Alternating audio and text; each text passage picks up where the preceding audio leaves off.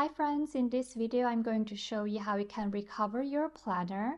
Let's say for example you have saved a planner with multiple pages, more than one pages, but you open it up and it only shows one page in the multiple page menu. What you can do is first open up the planner you want to recover and then go to Help and then click on Recover a different version of your current planner. And once you click on it, you will see every single version you have saved in the past.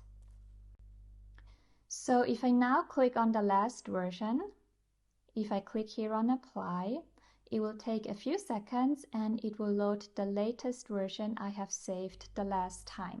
And you see here it brought back all the 5 pages. I can even go one version back before this one. So let me click here on this version here, and you see here one version before the other one where I've changed the patterns. So you see that with the help of this window here, you can recover every single version you have saved in the past.